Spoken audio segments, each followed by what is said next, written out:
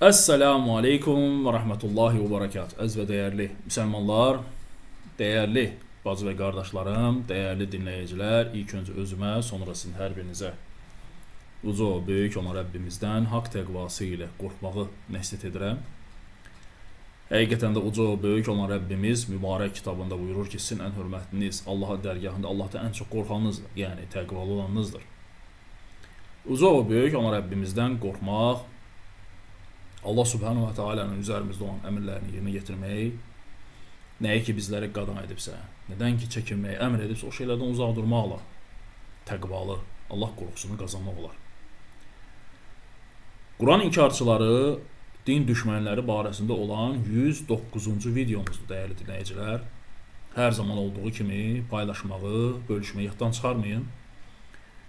Nə qədər çox insanlar bu videolardan xəbərdar olarsa, bir o qədər də bu dırnaqarası ilahiçiləri, bu yalançıları, bu şarlatanları, din və İslam adı altında insanları ateizmə, deizmə sürükləyənləri tanımış və onların hilələrindən, yalanlarına agah olmuş olarsınız. Hər çıxışımızda, hər danışığımızda insanları Allah'tan qorxmağa, təqvalı olmağa çağırırıq. Bu önəmlidir, çünki Allah Subhanahu wa Taala mübarək kitabında bəşəriyyəti Allah'tan qorxmağa çağırıb, təqvalı olmağa çağırıb.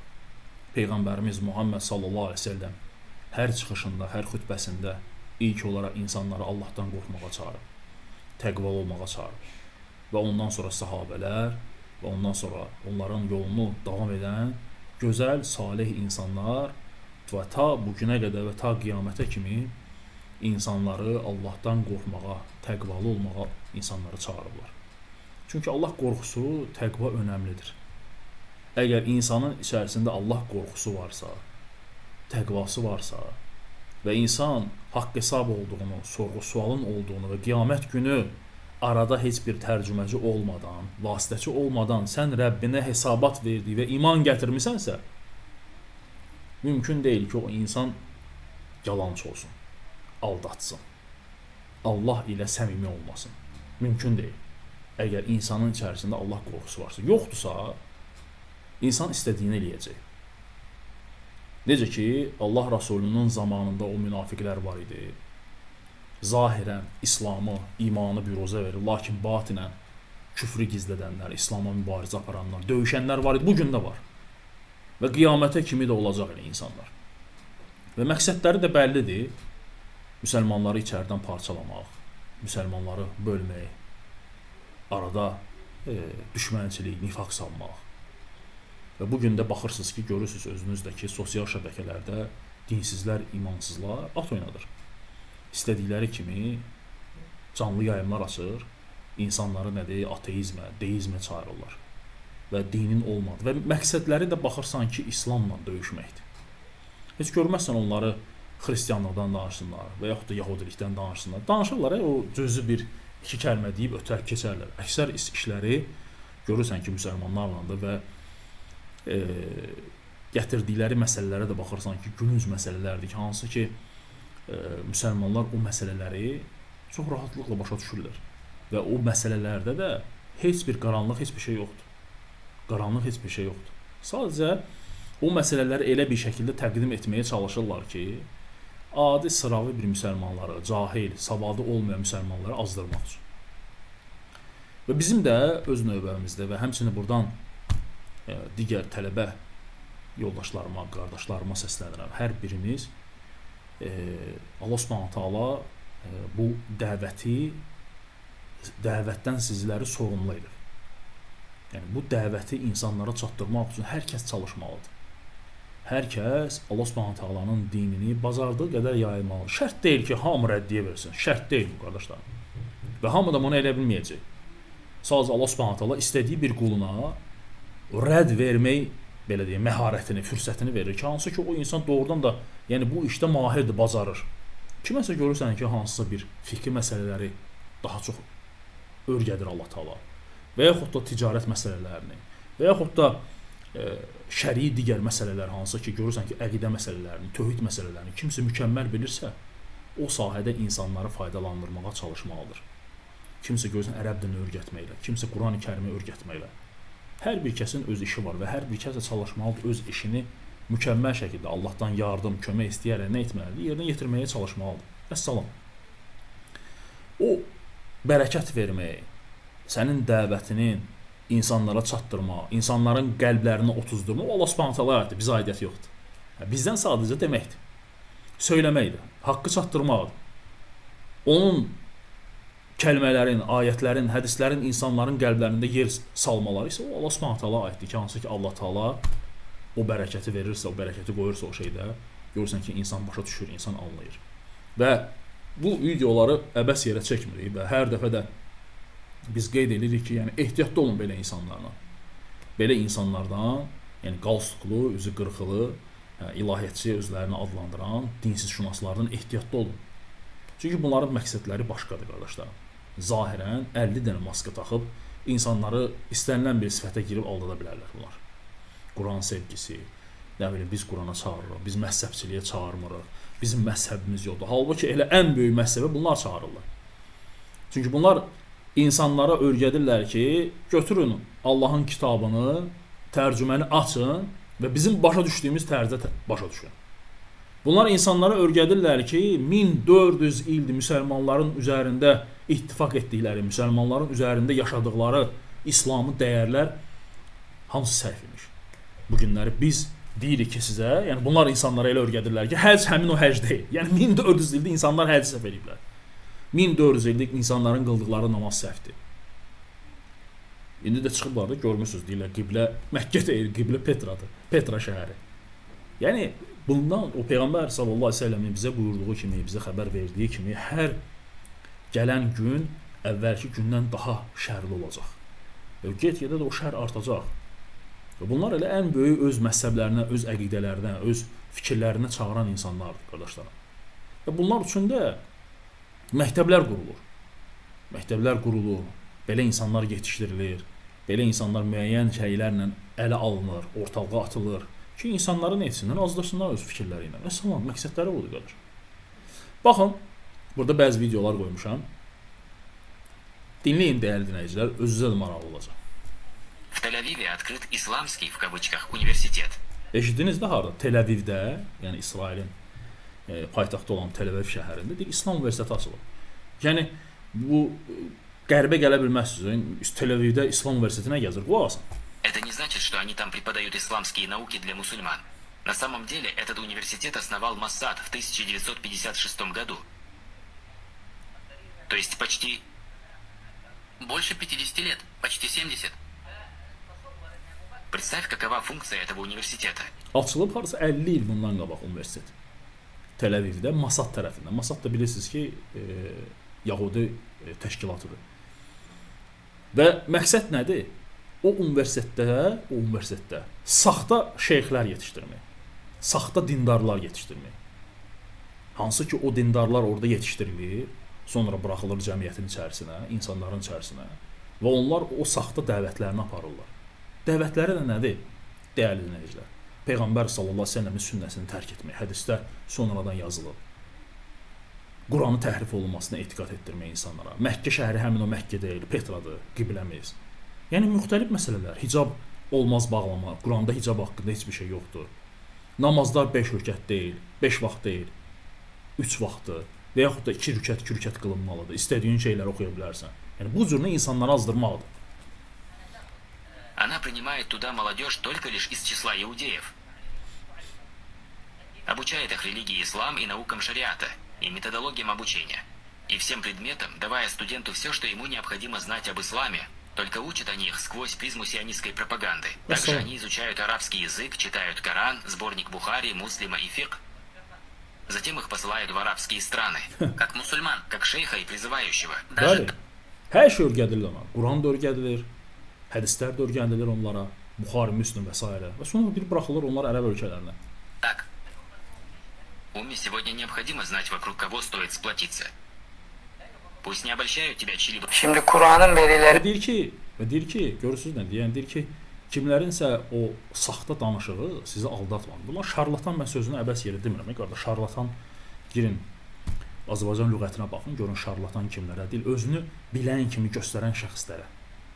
özlərini bilmiş kimi. Halbuki qabında heç nə yoxdur. Sıxırsan, biraz gözün bomboşdur. O daş atırsan, saxsı qabının içinə danqıldayır. Bunların içində də boşdur. Sadəcə müəyyən baxırsan ki, məsələn bu saxtakarın çıxışlarına baxın, telekanallarda və yaxud da bu internet kanallarında çıxdığı və danışdığı mövzulara diqqət edin. 10 dənə mövzunun ətrafında məsələlər var və əzbərləyib hamısını və hara gedirsə eyni temaları danışır. Başqa heç bir şey danışmır.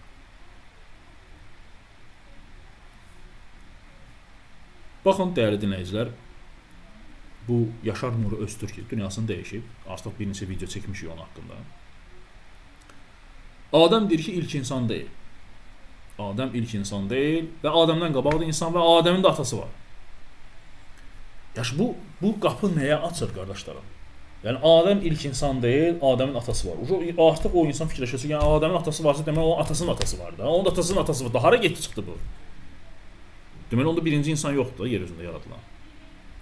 Atası varsa deməli onun anasını da tapmaq lazımdır sonradan. Yəni bu cür nə qardaşlarım? Şübhələr atmaqla müsəlmanları nə etdirməyə, çaşdırmağa çalışırlar.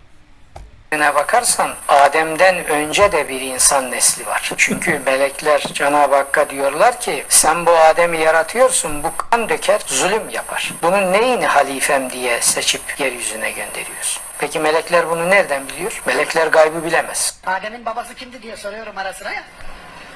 Adem'in babası da mı var diyorlar. Var ya, Kur'an söylüyor. İnsan suresinin 2. ayeti Adem'in babasının olduğunu söylüyor. Yəni İnsan surəsində, Dəhr surəsində, yəni orada Adəmin babasından, atasından söhbət getmir qardaşlarım. Allah Subhanahu taala insan kəlməsini qeyd edir orada. Və həmçinin o məzmunda olan ayətlər Qurani-Kərimdə çoxdur. Və Adəmin yaradılışı barəsində Qurani-Kərimdə bəlkə də yüzlərlə ayətlər var. Hansı ki Allah Subhanahu taala Adəmi xəlq edəndən sonra iblisin ona səcdə etməsini əmr etməsi, iblis deməsi ki, sən onu torpaqdan yaratdın, məni oddan, mən ondan daha əfsələ.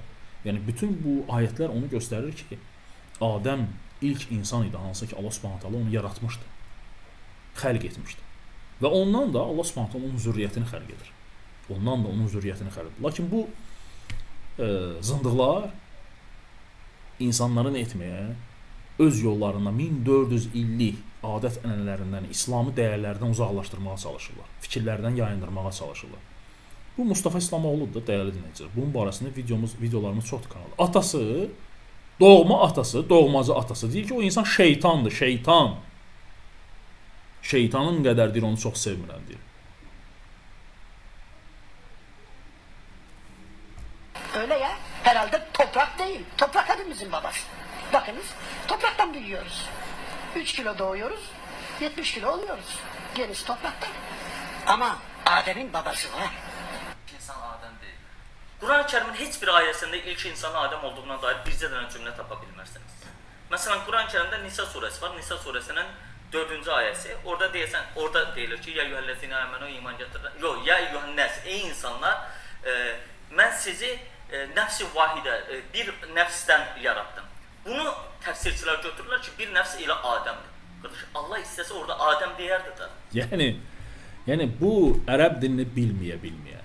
Savadsızın biri ola. Yəni ərəb dilini bilən Peyğəmbər sallallahu əleyhi və səlləmin dua etdiyi o sahabelərdən demək istəyir ki, mən dini yaxşı bilirəm. Yəni o sahabelər hansı ki deyir ki, bu ayətlərdə söhbət Adəm əleyhissalamdan gedir. Bu deyir ki, yox, orada Adəm ola bilməz.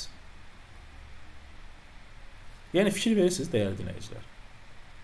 Copy-paste etdiyi bütün məsələlər öz müəllimlərindən götürüb bu günləri bizdə bu söhbətləri açıb danışır. Neviz dediğimiz aslında sarhoş Baxın, dəyərli dinləyicilər, Yaşar Nuri Öztürk içki barəsində göründə danışır. edici içkiler genel adıdır. Şarap dışındaki içkiler sarhoşluk kaydıyla haramdır Hanefilere göre. Az miktarda içilebilir. Kafayı bulmuş. Hatta İmam-ı Azam'ın hocasının hocası Nehaiye, İbrahim en-Nehaiye Irak fıkhının babası sayılır. Soruyorlar. Ne biz içtim diyor. 9 kadeh içtim diyor. 10 kadeh Bana mısın içtim. demedin diyor. Hiçbir şey olmadı. 11. kadehte sarhoş oldum. Şimdi ben diyor 11 kadehten mi sorumlu olacağım? O son beni sarhoş eden bir kadehten mi? O son sarhoş eden bir kadehten diyor. Eşitdiniz də dəyərli dinləyicilər. Allahu Ekber. Yəni bu üzünə çıxışlar var. Bu çıxışlar içkiyə qapı açmaqdır. Yəni işdə eybi yox. 10 stakan iç, əgər səni hallandırmırsa problem yoxdur. Yəni 11-ci işin səni hallandırdı, orada artıq nədir cavab verəcəksən. Gətirdiyi rəvayətlərdə yəni heç birinin əsli yoxdur, uydurma şeylər hamısı özlərindən uydurub çıxardıb danışırlar məsələləri. İslam şəriətində, İslam fikrində içki haramdır və böyük günahlardandır. Allah Subhanahu taala Qurani-Kərimdə bu barədə ayətlər nazil edib. Peyğəmbər sallallahu əleyhi və səlləm sünnəsində bu barədə hədislər var, içkinin haram olması. Məkkədə içki haram olduqda küçələrdən hər bir kəs evlərində olan o şərabları çıxardıb o bidonlarda, qablarda hamısını dağıtdılar Məkkənin küçələrinə. Çünki içkinin nədir? Haram olması əmr olunmuşdu. Bu insanlar isə gör insanlara nəyi təbliğatına aparırlar. Yəni 9 dənə içmişəm, piyan olmadım, amma 10-cuda artıq piyan oldum. Yəni deyim mən ona görə sorumlu olacağam. Yəni 9-dan görə yox. Görün sonra zina barəsində görün nə deyir. Zina ile ilgili açıklamalar var mı? Kur'an'da zina çok ağır biçimde itham edilmiştir. Büyük günahlardan biridir. Tabi zinayı Kur'an'ın anladığı manaya uygun olarak anlayıp o zaman Kur'an'ın o ithamlarını zinaya yönelteceksiniz. Deyir zina, görün necə təqdimat aparır. Deyir ki, zina böyük günahlardandır. Lakin zinanı Quran deyir sənə necə öyrədibsə o cürə başa düşməlisən. Bu zinanı yəni hər bir kəsin anladığı və şəriətin bizə öyrətdiyi o böyük günahdan getmir ha söhbət. Bunun dediyi tam başqadır. Fikir verin, görün nə deyəcək. Şimdi kendi kafa yani zina ne biliyor musun? Zina fuhuş ticareti söz konusu olacak. Fuhuş ticarətdir. Yəni zina fuhuş ticarətdir. Yəni bizim bildiyimiz qadınla kişinin ilişkisi, yaxınlığı deyil. Yoksa adam işte bugün dini nikah vesaire bilmem ne diyorlar. İki taraf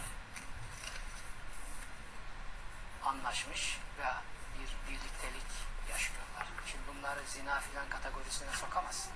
Eşidiniz də, deyir, kişi, qadın oturub bir-birinə söhbət edib, anlaşıblar, bir yerdə yaşayırlar. Sən deyir onlara zinakar deyə bilməzsən. Yəni deyir onlara zinakar deyə bilməzsən. Zina deyir başqa bir şeydir. Yəni təbliğata baxın, dəyərli dinləyicilər. Efirlərə görün kimlər çıxarıb, nəyin təbliğatını aparırlar. Və bizdəki bu zındıq da eyni şeyləri deyir. Nə deyir? İçkini deyir içmə. Belə içki məclislərində otur, problem yoxdur. İçki olan süfrələrə gedginə. Amma İslam, şəriət, Peyğəmbər sallallahu aleyhi və səlləm içki içilən yerlərdən uzaq durmamızı əmr edir. Və 12 dənə lənət gəlib içki barəsində. İçki barəsində 12 dənə lənət gəlib. Daşıyana, satana, süzənə, aparana, gətirənə, hamısına lənət gəlib. Yəni görün şəriət necə qadağan edib onu. Bu zındıqların təbliğatına baxalım. Allahu Ekber. Görün sonra nə deyir? Fuhuş ticareti derken Zina olması için bir kadın bir erkek bir de onların ilişkisinden nemalanan, çıkar sağlayan bir üçüncü şahıs olacak. Yəni rahat bir şeydir. Hansı ki Allah Subhanahu taala Qurani-Kərimdə buyurur, zina haramdır. Yəni bunu demək əvəzinə Allah Taala Qurani-Kərimdə deyir ki, zinaya yaxınlaşmayın. Bu görün necə fəlsəfə danışır orada. İndi reinkarnasiyadan danışır. Ötən videolarımızda biz söylədik reinkarnasiya nədir? Reinkarnasiya insan öldükdən sonra onun ruhunun itə, pişiyə, sıçana, nə bilim, ağaca, meyvəyə getməsidir. Reinkarnasyonun hüküm vermiyorum. Dedim ya müteşabih bir alandır. Ahiret inancı iman olarak korunmalıdır. Müteşabih açıklamaları ayrı bir dava. Ben reenkarnasyonun büyük dinlerdeki ahiret inancının bir işleyişi olduğunu düşünüyorum. Ve hayatın en muhteşem gerçeklerinden biridir bana göre reenkarnasyon. Reinkarnasiya, dəyərli dinləyicilər, bu Hinduizmdə, Buddizmdə onların axirət ilə bağlı olan məsələlərdə olan etiqadları da İslam dinində belə bir şey yoxdur. Nə Allahın kitabı, nə Peyğəmbər sallallahu əleyhi və səlləm bu barədə bizə heç bir şey deməyib. Ki insan dünyasını dəyişəndən sonra onun ruhunun hansısa bir heyvana getməsi və yaxud da yaxşıdırsa yaxşı heyvana getməsi, pisdirsə pis heyvana getməsi, yəni bunlar hamısı Hinduizmdə, Buddizmdə olan onların adətləri ilə, etiqadları ilə bağlı olan məsələlərdir ki, hansı ki, İslam dini bunların hamısını rədd edir. Bu insan özünə ilahətçi deyərək, dinşünas deyərək, efirlərə çıxardılaraq insanlara Hinduizm adında, Hinduizmə olan etiqadları nə edir, təbliğatını aparır. Eynilə bizdəki bu dinsizşünas da Bhagavad Gita'nı təbliğ edən birisidir də. Deyir, mən Bhagavad Gita'nı oxumuşam. Bhagavad Gita'nı oxuyub bu günə qalmasan da sən. Sən Bhagavad Gita'nı oxuyan bundan artıq düşünə bilməz ki, qardaşlar. Yəni bunlar bir üçün sayırlar onu, o kitabları oxumağa. Yəni indi məsələn məndən sorsalar, mən o kitabların şəkillərini görmüşəm də. Mən həyatım boyu o kitabları oxumaram. Onlar mənə bir necə baxacaqlar. Bunlar geridə qalıblar. Bunlar bu kitabları oxumayıblar. Yəni onlar özlərini biraz yuxarı level, uровень sayırlar da. Yəni biz böyük bir kitablar oxumuşuq. Elhamdülillah. Bizim oxuduğumuz elə Buxari Müslimdir. Allahın kitabı Qurani-Kərimdir. Bizə bəsdir. Bhagavad Gita'na ehtiyac yoxdur oxumağa. Reenkarnasyon. Biraz açar mısınız bunu? Çok açtık ya. Açılacak bir yeri kalmadı. Hocam açalım ya. İlk defa seyreden vardır, bir şey vardır. Niye? Değişik konular bunlar yani. İşte deminkini tekrar edelim. Bəli, dəyərli dinləyicilər, yəni məqsədləri də dediyimiz kimi İslam dinini içəridən parçalamaq, adi, sıravi müsəlmanları ateizmə, deizmə nə etməkdir? Sürükləməkdir. Türkiyədə bu şeylər artıq etapları keçiblər. Yəni, bu günləri bu axın Türkiyədən gəlir bizə. Nə edilsin çıxır? Gündə biri çıxır. Allah Subhanahu taala dövlətimizi, məmləkətimizi qorusun belə insanlardan. Allah Subhanahu taala qardaşların dəvətinə bərəkət versin, xeyir versin.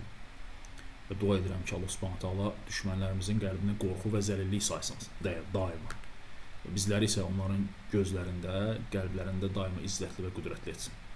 Allah'a əmanət olun. İnşallah növbəti videomuzda görüşənə qədər. Salam əleykum və rəhmətullah və bərəkətuh.